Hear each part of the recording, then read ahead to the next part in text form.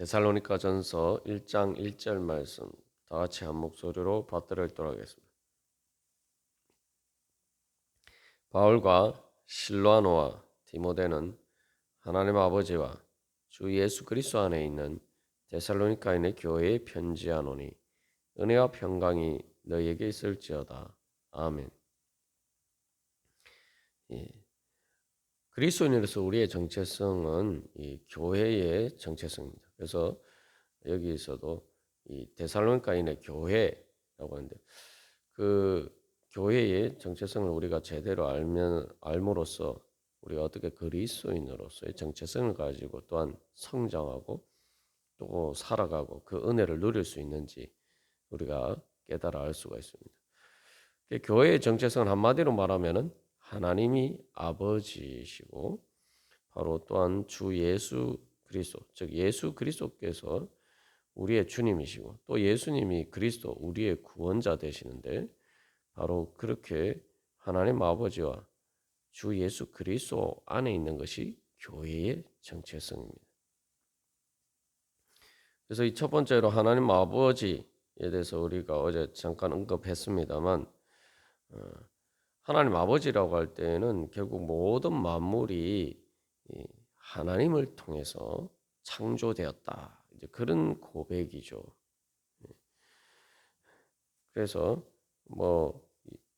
이 고린도전서 8장 6절에서 우리에게는 한 하나님 곧 아버지가 계시니 만물이 그에게서 났고 우리도 그를 위하여 있고 또한 한 주 예수 그리스도께서 계시니 만물이 그로 말미암고 우리도 그로 말미암아 있느니라. 그래서 여기서 하나님 곧 하나님 아버지 또 주 예수 그리스도가 등장합니다. 그래서 하나님 아버지께를 통해서 모든 만물이 창조되었는데 바로 그것이 주 예수 그리스도를 통해서 창조되었다. 그런 고백이죠. 그래서 교회는 하나님께서 창조하신 그 창조물, 피조물이다.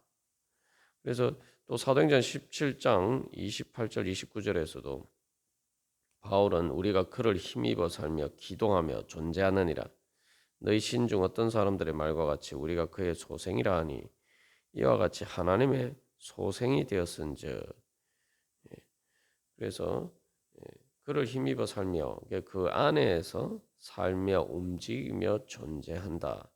우리가 이런 내용은 이미 골로새서의 그 1장에서의 예수 그리스도에 대한 신앙 고백을 통해서도 우리가 자세히 살펴보았죠. 그래서 교회는 이 하나님이 아버지, 즉 하나님 아버지를 통해서 창조된 피조물입니다. 그럼 모든 만물이 다 하나님의 피조물 아니냐 이렇게 생각하는데 교회는 바로 특별한 하나님의 피조물, 그냥 피조물이 아니라 말 그대로 하나님 아버지의 자녀란 말이죠. 그래서 하나님께서 인간을 창조하셨을 때 바로 아담과 하와를 하나님의 형상으로 창조하셨는데 우리가 교회를 이야기할 때는 신약의 교회만 생각합니다만 또 구약의 이스라엘 백성들의 모임, 그리고 우리가 그 앞에서도 이제 총회, 교회라는 말이 구약에서 총회라는 말로 사용되는데 이스라엘 백성들의 그 하나님의 백성으로서의 모임을 의미할 때 사용되는데 그것도 교회예요. 그리고 그래서 광야 교회다 이런 말도 쓰기도 하죠. 이스라엘 백성들이 광야에 있었을 때 그 이스라엘 백성들의 모임을 광야 교회라고 되게. 근데 우리가 거기서 더 거슬러 올라가면 사실은 교회의 출발은 천지 창조를 통해서 하나님께서 아담과 하와를 하나님의 형상으로 만드셨을 때 그것이 바로 교회의 시작이라고 볼 수가 있습니다. 그래서 교회는 그냥 하나님의 피조물, 모든 피조물이 교회가 아니라 하나님의 형상으로 창조된 것, 그게 바로 교회입니다. 그래서 하나님의 형상과 모양을 따라서 창조되었다라고 할 때에 그것은 사람에게 사용될 때는 부모가 자녀를 출산할 때 그 자녀와 부모의 관계를 이야기할 때 똑같은 표현을 보면은 이제 창세기 5장에서 사용하고 있습니다. 그러니까 무조건 모든 만물이 하나님이 아버지인 것이 아니라 하나님의 형상과 모양을 따라서 창조된 인간이 바로 그 사람들의 모임이 바로 교회란 말이죠. 예. 그러나 아담과 하와가 타락함으로써 사실 어떻게 보면 에덴동산에서 쫓겨난 것이 교회를 떠난 것이 되었다. 그래서 하나님께서는 바로 그것을 이제 다시 무너진 교회를 다시 세워 가시는 과정이 무너진 하나님의 백성의 모임을 다시 회복시키시는 과정이 바로 그 이후에 성경에 기록하고 있는 구원의 역사입니다. 그리고 오순절 성령 강림을 통해서 이제 예, 그 교회가 더 완전한 모습으로 예수님을 통해서 우리에게 예, 주어졌고, 그래서 오순절 성령 강림을 통해서 이제 교회가 새 언약을 따라서 예수 그리스도의 새 언약을 따라서 새롭게 이제 창조되었죠. 예. 그래서 이 예수 그리스도를 통해서 교회가 창조되었다라고 할 때 하나님의 아버지다라고 할 때에는 하나님의 형상과 모양에 대해서 여러 가지를 이야기할 수 있지만 그 중에 가장 중요한 것은 하나님의 교회라고 할 때에는 같은 성령을 통해서 하나님의 성령을 통해서 영이 새롭게 거듭난 사람들, 영이 죽었던 영이 살아난 사람들의 모임을 교회입니다. 그래서 그것은 말 그대로 죽은 자 가운데에서 예수님께서 새롭게 우리의 영을 창조해 주신 거죠. 그게 물과 성령으로 거듭났다라는 거죠. 예수님을 통해서 그래서 성령으로 세례를 주는 것이 예수님이 하시는 일이다. 예수님이 특별하게 하시는 일이다라고 세례 요한이 증거를 했는데, 그것은 바로 예수님을 통해서 성령이 주어져서 우리가 물과 성령으로 거듭나서 하나님 아버지의 자녀가 됐다는 것이죠. 그래서 바로 그렇게 하나님 아버지의 자녀가 된 영이 다시 살아난 사람들의 모임을 교회라고 합니다. 그렇기 때문에 교회의 가장 큰 특징은 하나님이 아버지인데, 하나님이 어떻게 우리 아버지가 되셨냐? 바로 주 예수 그리스도를 통해서 우리가 부활의 은혜를 받았기 때문에, 하나님이 모든 만물을 창조하신 그 창조의 능력, 하나님의 형상과 모양을 따라 창조하신 그 능력이 이제 우리의 죽었던 영을 다시 살리시는 부활의 역사로 나타났다는 거예요. 예수님을 통해서. 그래서 로마서 10장 9절에서도 네가 만일 내 입으로 예수를 주로 시인하며 또 하나님께서 그를 죽은 자 가운데서 살리신 것을 내 마음에 믿으면 구원을 받으리라. 예수를 믿는다는 게 뭔지를 아주 잘 요약하고 있죠. 뭐요? 예수님을 주로 시인하고 하나님께서는 그를 죽은 자 가운데서 살리신 것. 그 부활하게 하신 하나님을 믿는 거예요. 부활하게 하신 거예요. 그래서 그 하나님께서 우리를 물과 성령으로 거듭나게 하셔서 죽은 자 가운데서 우리를 살리셔서 예수님이 부활하신 것처럼 예수님의 부활의 은혜로 우리를 에게 성령을 부어주시면 우리가 죽었던 영이 다시 살아날 수 있도록 해주신 것. 그래서 우리가 하나님이 우리 아버지가 되고 예수님이 우리의 주님이 되었다는 겁니다.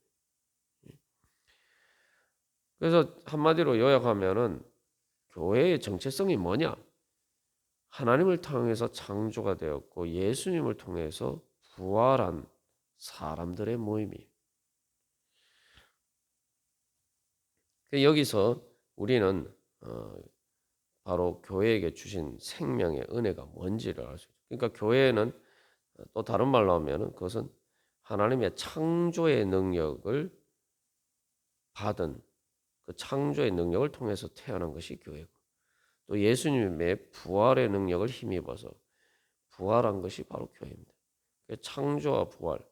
그래서 이 창조와 부활을 한마디로 이야기하면, 또 다른 말로 하면, 그래서 부활은 새 창조죠.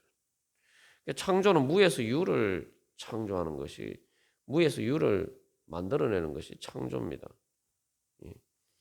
그냥 원래 있던 것에서 그냥 조금 좋게 개선하는 게 아니라 완전히 전혀 없었던 것에서 새로운 것을, 완전히 새로운 것을, 다른 존재를 만들어낼 것과 사실은 같은 거지.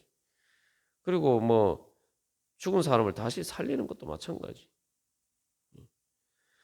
그러니까 교회는 바로 그 하나님의 창조의 능력과 예수님의 부활의 능력으로 탄생된 것이기 때문에 교회 가운데는 하나님의 창조의 능력과 부활의 새 창조의 능력이 교회 안에 있고, 바로 주님께서 교회 안에서는 바로 그러한 새 창조의 능력으로 역사하시는 것입니다. 그래서 우리가 하나님 아버지와 주 예수 그리스도 안에 있다. 특히 안이라는 표현을 썼는데 이건 이제 힘의 공간이다. 힘이 미치는 범위를 의미하는 그런 힘의 공간이다. 우리가 그렇게 나누었습니다만, 교회는 어떤 힘의 공간이냐?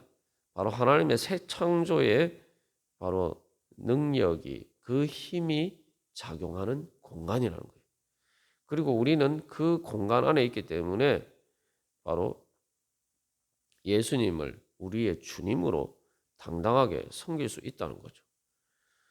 그러니까 우리는 그 힘의 공간 안에 있기 때문에, 그걸 다른 말로 하면은 죄와 사망의 권세에 더 이상 그 영향력의 범위에서 벗어나 있다는 거죠.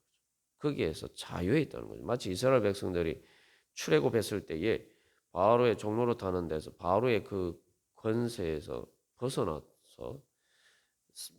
벗어난 것처럼 우리는 이제 죄와 사망의 권세에서 벗어난 것다는 말이죠.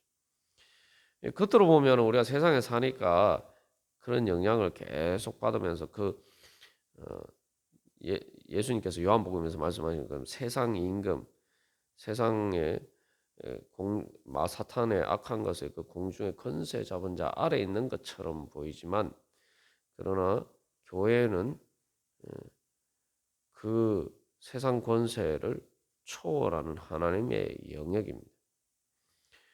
요즘도 이제 그런 곳이 있죠. 대한민국의 안에 있지만 대한민국의 주권이 마음대로 영향을 미치지 못하는 공간이 있어요. 그거는 이제 외국의 외국 대사관 공간 영내는 취해법권이 작용하기 때문에 그곳에는 마음대로 한국의 경찰력이나 이런 것들이 영향을 미칠 수가 없습니다. 그래서 이제 외국에서도 이 망명을 할 때 사람들이 어떻게 합니까? 바로 뭐 외국 대사관으로 들어가면은 잡지를 못해요. 분명히 그 나라 영토 안에 있지만 잡지를 못한단 말이에요. 물론 이제 극단적인 경우에 그런 외교적인 관례를 무시하고 특권을 무시하고 그렇게 진입하게 되면은 상당히 심각한 문제가 발생하죠. 물론 그래서 교회 안에도 보면은 사탄의 악한 권세가 그런 식으로 작당을 하는 경우가 많이 있고, 또 그렇습니다만 중요한 것은 그렇게 한다고 해서 뭐 세상에서는 그게 이제 물리적인 힘으로 통할지 모르겠지만, 하나님의 교회 안에서는 결국은 사탄이 아무리 작당해도 영향을 미치는 것처럼 보여도 실질적으로는 결국은 영향을 미칠 수가 없습니다. 마치 욥을 사탄이 시험하면서 온갖 여러 가지 것으로 괴롭히고 또한 고통스럽게 만들었지만, 하나님이 욥의 생명은 건드리지 마라 말씀하시는 것처럼 하나님께서 주신 생명, 예수 그리스도를 통해서 주신 부활의 생명, 영원한 생명, 그것은 마귀가 절대로 건드릴 수가 없다는 거죠. 건드릴 수 없는 게 기본적으로 그것은 뭐 마귀가 이렇게 침범할 수 있는 영역의 범위 밖이거든요. 그래서 이제 교회는 그래서 하나님의 그러한 능력으로 창조되어서 또 그런 능력을 받았기 때문에 교회는 하나님의 창조의 능력과 부활의 새 창조의 능력이 역사하는 그러한 공간입니다. 그래서 교회가 오순절 성령 강림을 통해서 창조가 되면서 베드로가 그 설교를 하면서 인용한 말씀이 있죠. 시편 110편 1절에 여호와께서 내 주에게 말씀하시기를 내가 내 원수들로 내 발판이 되게 하기까지 너는 내 오른쪽에 앉아 있으라 하셨도다.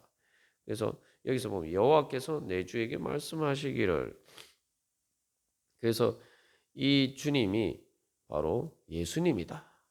예수님이 하나님 보좌 우편에 앉으셨고, 그래서 이 무도하게 하나님의 권세를 침범한 그 원수들이 그 예수님의 발판이 되도록 하나님께서 지금도 교회를 통해서 역사하시고 죄와 사망의 권세를 그렇게 멸하시는 과정이 있단 말이죠.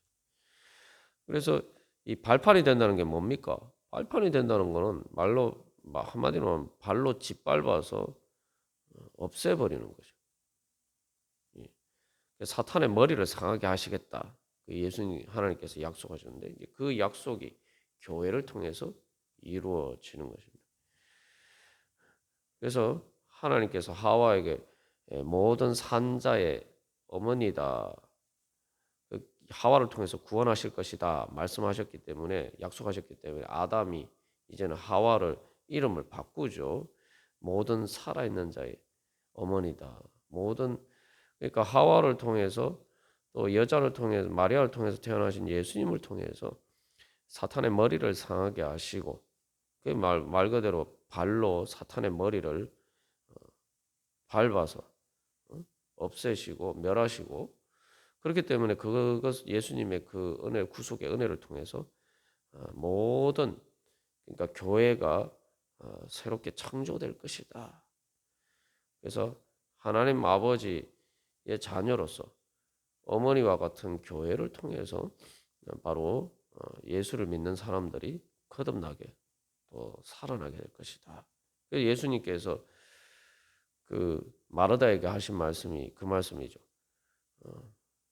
예수님이 그 부활을 믿느냐 말씀하시면서 예수님 뭐라고 말씀하십니까? 예수님께서 말씀하시기를 요한복음 11장 25절 26절에서 예수께서 이르시되 나는 부활이요 생명이니 나를 믿는 자는 죽어도 살겠고 무릇 살아서 나를 믿는 자는 영원히 죽지 아니하리니 이것을 내가 믿느냐. 그러니까 이제 마르다가 뭐라고 고백합니까? 주여 그러하여도 주는 그리스도시요 세상에 오시는 하나님의 아들이신 줄 내가 믿나이다. 여기 똑같은 고백이 있죠. 데살로니가전서에 같은. 주는 그리스도시요. 예수님 보고 주는 그리스도시요. 주 예수 그리스도. 그래서 예수님이 하나님의 아들인데 예수님께 부활의 생명을 받은 우리도 이제 하나님이 우리 아버지가 되신 하나님의 자녀가 된다는 거죠. 여기서 예수님 부활에 대해서 말씀하실 때에 나를 믿는 자는 죽어도 살겠고, 그러니까 우리가 육신이 죽어도 우리가 다시 산단 말이에요. 천국에 살고 영원히 산다 이 말이죠. 그러니까 뭐 예수님 다시 무릇 살아서 나를 믿는 자는 영원히 죽지 않아. 아니 내가 죽었는데 바로 이렇게 살아나면 그게 죽은 겁니까? 그 죽은 게 아니죠. 그러니까 예수님 말, 그래서 그건 실제로 죽은 것이 아니기 때문에 영원히 죽지 아니하리라.